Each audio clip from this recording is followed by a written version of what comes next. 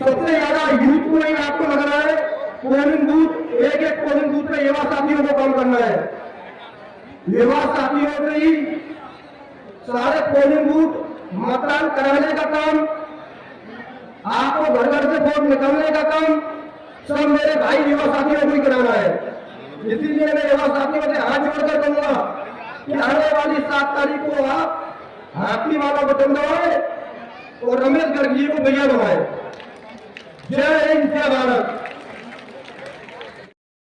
इतने में एक हमारे साथी जो जिसको आप लोग सर माथे पर रखते थे, बीच टाइम में आपको छोड़ के चले गए। मैं और ज्यादा नहीं कहूंगा साथियों, जब मैंने सोचा ये हालत है और माननीय बहनी ने यहाँ पर रमेश गर्ग जी के रूप में एक ऐसा शक्तिशाली नेतृत्व हमको दिया है, ऐसा नेता हमारे लिए दिया है, उसके लिए बहनी का आभार व्यक्त करता हूँ। साथियों, आज देशवर्ग का मेरे हर चुनाव में देशवर्ग के व्यापारी साथी ने, हर छोटे गरीब आदमी ने हिस्सा लिया।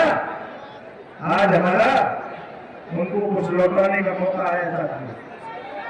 साथियों, मैं आपसे झोली फैला के ठीक मांगता हूं, किसी भी सूरत में हमको एक मौका नहीं छोड़ना है और रमेश गर्ग जी को हाथी के सामने वाला बटन दबाकर उन्हें जिताने के लिए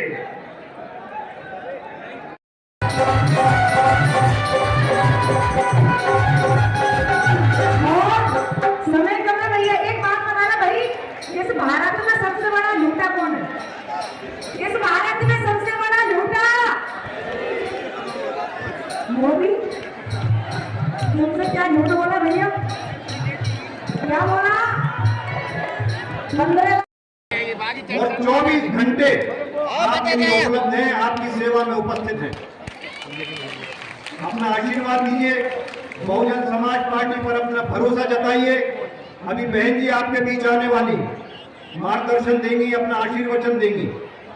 उनको ध्यान से सुने, उन्हें अपना साथ दें और हम सब मिलकर ये प्रयास करें कि बहन जी हिंदुस्तान की प्रधानमंत्री बने।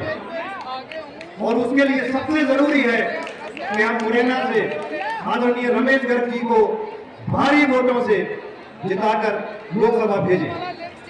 इसी के साथ आप सब लोगों का बहुत बहुत धन्यवाद। अपना आशीर्वाद और अपना विश्वास सदैव हम पर बनाए रखिएगा।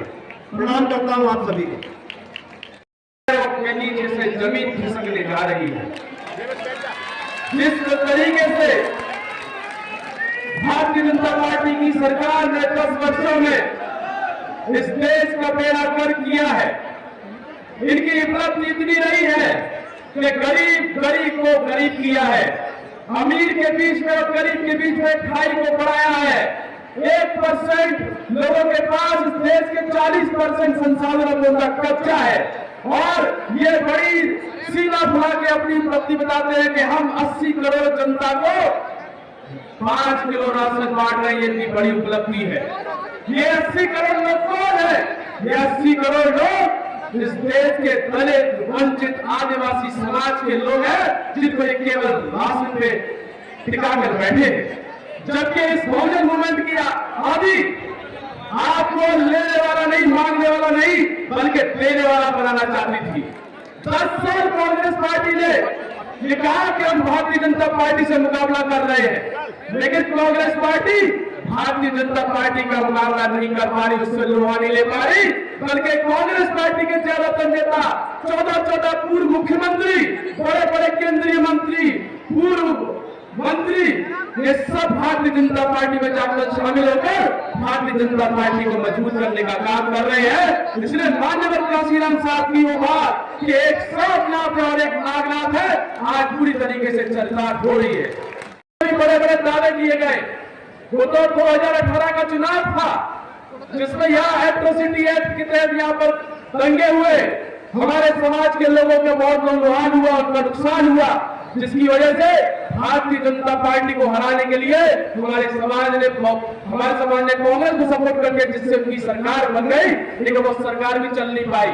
माननीय बहन जी ने कांग्रेस को यह बोल के समर्थन किया था कि हमारे समाज के लोगों के ऊपर जो अन्याय अत्याचार हुआ है, जो SC/ST के केस, एट्रोसिटी में जो केस लगे यहाँ पर 2 अप्रैल के, उनको वापस लेंगे।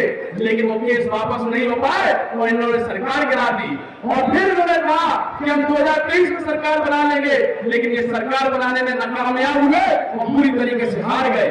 आज इस मंच के माध्यम से मैं बड़ी ताकत के साथ ये कहना चाहता हूं और बड़े होश आवाज में कह रहा हूं कि मध्य प्रदेश में कांग्रेस की स्थिति गुजरात जैसी हो गई है। जिस तरीके से गुजरात में कांग्रेस भारतीय जनता पार्टी का मुकाबला नहीं कर सकती, उसी तरीके से मध्य प्रदेश में भी कांग्रेस पार्टी भारतीय जनता पार्टी का मुकाबला नहीं कर सकती। इसलिए मध्य प्रदेश में अब तीसरे विकल्प की राह खुल गई है, तीसरा विकल्प तैयार हो रहा है। और इस बार आप देखिए, एक युवा राज्यसभा सांसद इस प्रदेश का प्रभारी है, नेशनल कोऑर्डिनेटर है, माननीय आकाश आनंद जी नेशनल कोऑर्डिनेटर है। हम जैसे लोगों को माननीय बहन जी ने आगे बढ़ाने का अवसर दिया है लोकसभा का टिकट देकर। तो आप बहुजन समाज के इस मूवमेंट को